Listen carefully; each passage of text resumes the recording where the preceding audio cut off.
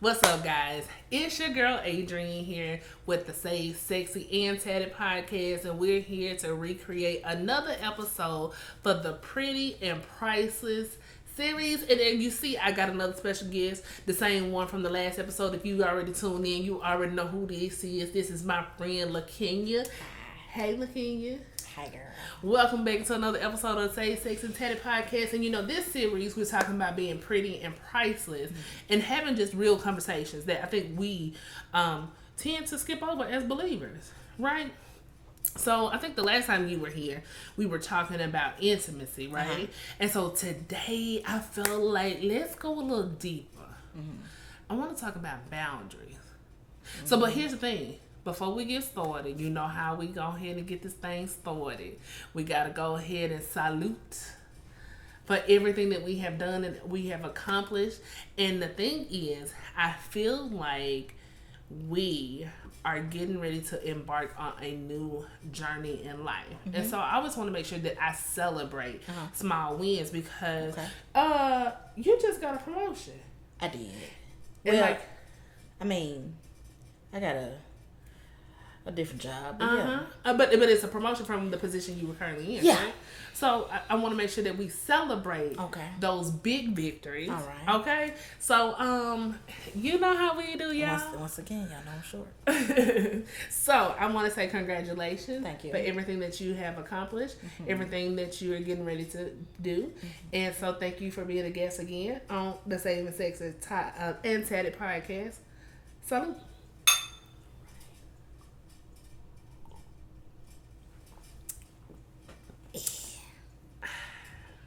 Is it strong? A little tart. It's a little tart. Look, catch it right there. Catch it right here. Okay. Well, listen, let's go ahead and get into this thing. You know what I'm saying? Because I think what we fail to realize is that we have to learn how to create these things called boundaries. And before we really get into discussion, I want to kind of talk to you because for me, I had to realize when my boundaries went out the door. Years ago, I was in a relationship, crazy over this guy, whatever, and I had boundaries, but I liked him so much to where I just allowed the boundaries to go away. Wasn't saying anything, wasn't, checking him when it needed to be or whatever. So therefore, it allowed me to mismanage my boundaries, not only relationally, but it allowed me to mismanage them in other areas of my life. So we're gonna kind of break it down with the boundaries. All right. So the first thing is, what is a boundary in your perspective? Once again, you got me out here just answering questions. Yeah. That's what we do. Boundary. It's a parameter. It's a fence. It's a don't. This is the line. Don't cross that line. Jesus be a fence. That's what. Like that? Yeah. Okay. But, I mean, no, that's protection. Oh. Okay. However, if you create the right boundaries in the right space, it can provide very much so protection. So, well, I'll allow that. Okay, so pretty much it's a space to kind of keep people at a certain distance. Yeah. But it also helps to protect your morals and beliefs. Yes. So people don't run over you? No. Not necessarily. Okay. The boundary can be placed to prevent that, yes. But the boundary to me is more so just it's for you. It's to make sure you don't give too much of yourself to someone or to a situation that could possibly drain you out. So one thing, I'm glad you said that, because one thing I said in my book was a lot of us women are out here are giving boyfriends, we're giving our boyfriends wife status ethics. Okay. So you know what I'm saying? So if I'm your girlfriend, but I'm out here playing the role of a wife, but I don't have that ring, I'm mismanaging my boundaries. Okay. You know what I'm saying? Because so what you're telling me is that we create these standards so that we're not overproducing, and then breaking our own heart if somebody doesn't meet the unsaid expectations that kind of made up in our mind. Yeah, no, maybe. Yeah, maybe. Okay, Yeah. we'll go into it. We'll go into it. We'll go into it. So let's talk about the first set of boundaries. And I guess for me, since we kind of already touched on this, relational. Mm-hmm. Relational boundaries are those, I'm a girlfriend, but I'm acting like a wife, but I'm not getting that, you know what I'm saying? Mm-hmm. I don't have that responsibility. And I know I'm going to touch I'm going to ruffle a lot of feathers with this one. Me personally, I've been a woman that dated somebody and then allowed them to live with me. Now that I'm a grown woman looking back, that's not anything that we're getting ready to do. We're not going to shag. That's a boundary that I have set in place for whoever comes into my life next. Is that something that we need to start establishing when it comes to even, like I said, you're married, but as a single woman in general, is that some kind of boundaries that we need to start establishing? And if not, give me examples of boundaries that we need to start incorporating relationally. Well, for me, I'm going to be absolutely honest with you because that's all I can give. I can't really speak on whether or not someone should shack up or not because I shacked up before I got married. So I don't feel I should even tell anybody that you can't do that. I would say this, you know yourself. If that is the level of if that's where you want your relationship to go and both of y'all are on the same page about it, then okay. However, should you just hand it out willy-nilly? No. Before my husband, I wasn't just out here just living with every. Oh no, you don't. No. But you can come over, but you gotta go home. As a single woman, I was, you couldn't stay too long. You couldn't stay too long. Bye now. But I can't speak on no, you shouldn't shack up because I did it. I can't speak on that. I can't even give you any bad advice about it because I didn't really have that bad moment of it. But so here's the thing, because I want to make sure that people understand that I'm not bashing anybody that shacks up because I've done it. But biblically, I don't think I'm going to base my life now on what God wants for me. Now, if that's your ministry and that's what you decide to do, fine, that's you. But for me in my house, I can't do it. But at the same time, I'm not judging you if you do it. I'm not condemning you because my story and their story is not the same. But I'm just saying I use that as an example. That's a boundary I have personally set in place. So for you, what are some other things that we can kind of incorporate when it comes to relational? And I guess that's where we kind of go agree to disagree in some areas. Okay. So, like for you, what are some things that you feel like just either something that you put in, like some of your boundaries that you had in place as a woman or relationship? It could be a friendship. Like, the relational is not just man and woman or man and man or whoever, woman and whatever we have going on out here nowadays. But what are some things that you feel like are boundaries that need to be in place or should be in place? I think when it comes to friendships and intimate relationships, I think you should, it's gonna sound bad, but I think you should always keep yourself first. You need to set some kind of boundary that doesn't put you in a position where you're the only person in the relationship that's giving. Facts. And nothing is being given back. Facts. If you're in a friendship and the entire friendship, that friend is all she do is call and pour out and dump out everything on you, but she ain't ask you nothing about your day, ain't ask you how you feeling. She ain't even ask you if you was even ready to even receive what she was dumping out. You know what? I'm glad that you said, because we had a conversation about that. And so I try to be intentional, and I still can work on it. I'm still working on it.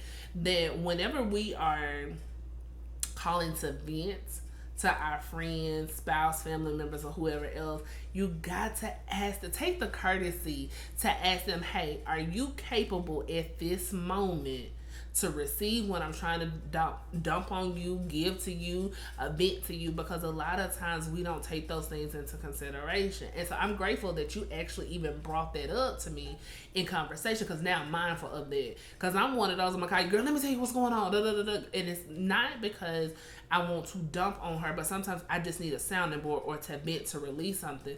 But I think also that's what we have to learn, how to start doing that with God too. And not put so much burden on some other people, but kind of take it to God first, and then whatever you need to have in discussion later, then it's not so much that we're pouring onto our friends or whoever else. So thank you for saying that. So you said that you feel like you need to ask the person, are they capable, or do they have the capacity to take it in? I mean, think about it. Okay, so the trash comes how many times a week? Once. Your trash can needs to be out on the side of on the side of the road so he can dump it out, right? So trash day only come once a week. So maybe that's something that need to be said in the conversation with your friend or whatever relationship it is. That's a boundary. Hey, I am free to receive all that you want to dump out on me once a week. The other days, I need them for me. And if that's your boundary, that's your boundary. But trash day only come once a week. That's right. I can't receive if my trash can full. So what if that friend gets upset because you have established that boundary? Then what do you do in that case? It depends on the level of the friendship. I think most friendships, if it's been tried and true and they still get upset, I think you just let them be upset and then you come back at it at another time. You'll be all right. But I also believe that in those situations as well, sometimes you do have to make a sacrifice, because depending on the situation, you might be the voice that person needs to hear. And sometimes you have to, as they say in the church, decrease yourself so that he may be increased. Yeah, let me tell y'all something. I love my friend, because sometimes when we have a conversation, it's almost like God be convicting me through the words that she said, because I be like, okay. But then when you listen to what she said, because that's why it's great to have people that have different perspectives. Because the way I may operate is not going to be the way she operates. And so sometimes God will put people in your life to show you a better way on how to do things. But sometimes, like, girl, okay. Yeah. That's good for you, but I ain't there yet. But we praise God because she is. So as long as she is, I'm halfway there, right? Yeah. I mean, that's how I'm going to take it. Yeah. All right, Lord, you hear me?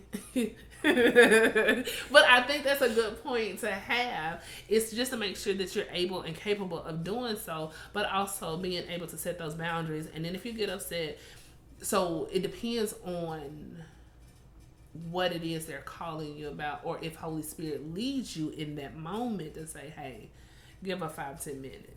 Or him 5-10 minutes, because it may be necessary. Because a lot of times, and I'm gonna go ahead and go here, is that a lot of times we could have been the person that stopped somebody from committing suicide or something else.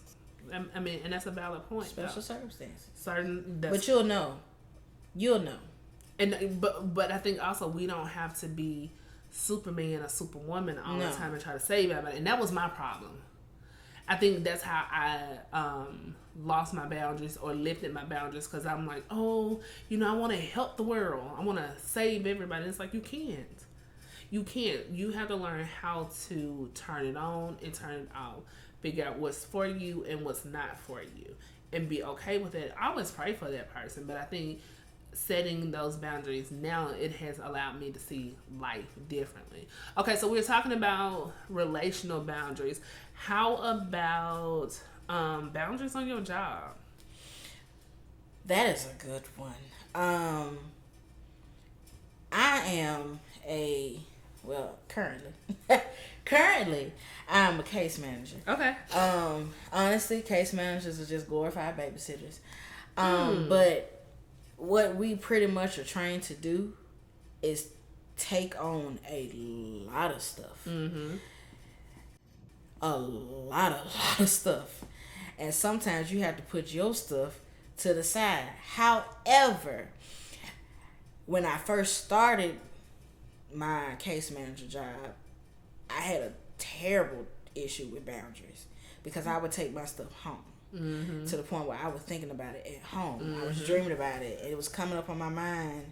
And that's an interruption to other things. If every conversation I have with him is about work, he eventually going to be like, okay, so... We'll go back to work then. You can go back to work. So, unfortunately, sometimes you don't have the job that understands that I need a day to myself. Mm-hmm. However, if you do work a job that gives you, like, you know, PTO or vacation time, sick time, or something like that, take those days. She Also, said, take 'em. take those days. Also, when you're out, be out.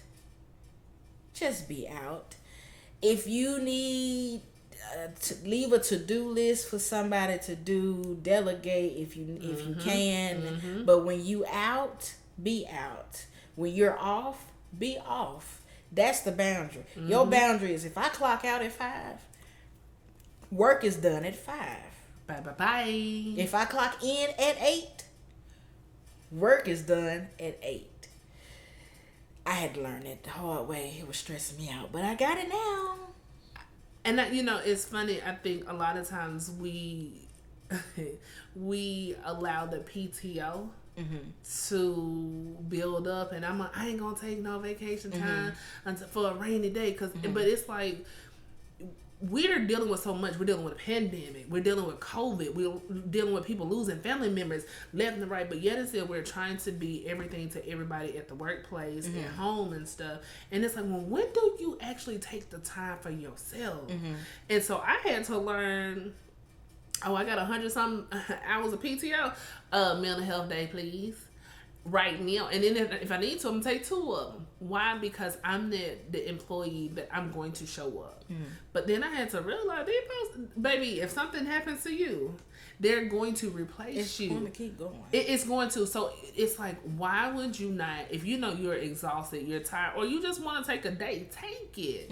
Because at the end of the day, if something happens to you, baby, you are replaced. Your name is removed off that plaque, off that door, and the next person comes in and take your seat. Ask me how I know. And so the thing is, we have to understand. Now, I'm not saying going in your job and demanding certain things, but I do feel like when it's work, work needs to stay at work. Being that I am healthcare as well, I know how it is. You go in and you see all these things in homes and stuff, and then, especially if you're tenderhearted and you know you're empathetic and you can feel, so it's like you carry those things like, how can I make that better? But sometimes you have to understand that's not your place. And so you have to learn, when I leave that space, that's it. And I think that's good. You know, now we're incorporating this thing where we like to pull up at the house and sit in the driveway for like an hour or so. I think that's a great practice to have, because it allows you to wash away the day before you go in and do whatever you have to do within your household. So I think that's something that we definitely need to incorporate more. So ain't nothing wrong with establishing these boundaries at work either, is what you're telling me. No. Okay, so let me talk. I'm gonna hit this last one before we get ready to head out of here. So what about this thing, ministry boundaries? Okay. So I'm serving, been serving for like. We talking about the church? The church. Ooh. Yeah, we finna go into this segment. Yeah, let's go ahead and.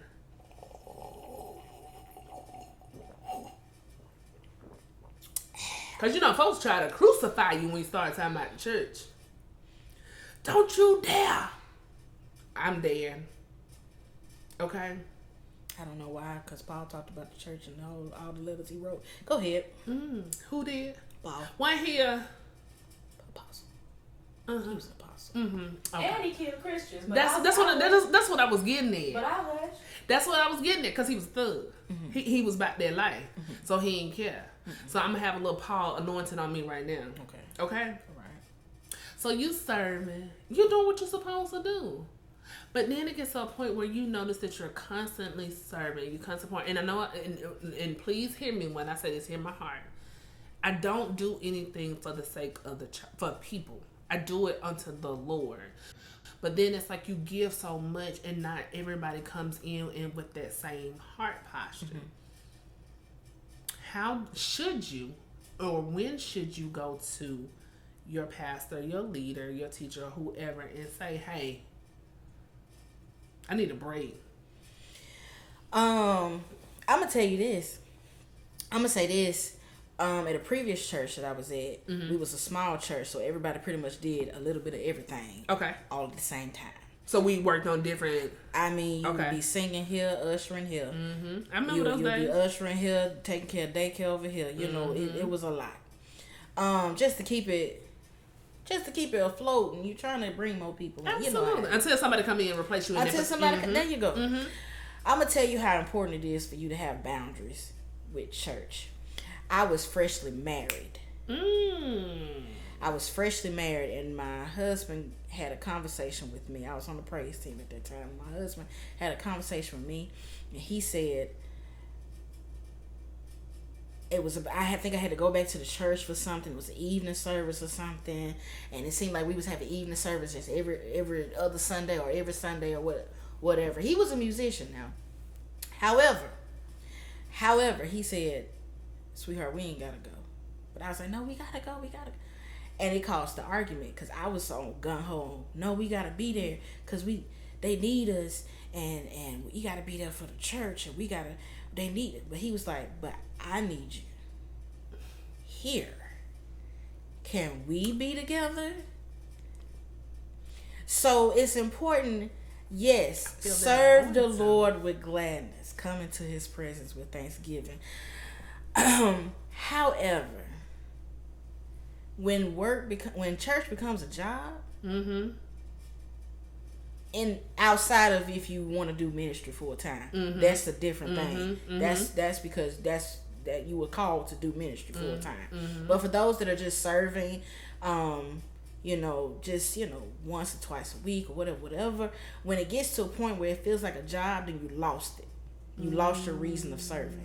You need to have that boundary. If you feel like, you know what, I'm going through something. Now, back in the day, I was raised Baptist. Back in the day, they'll set you down.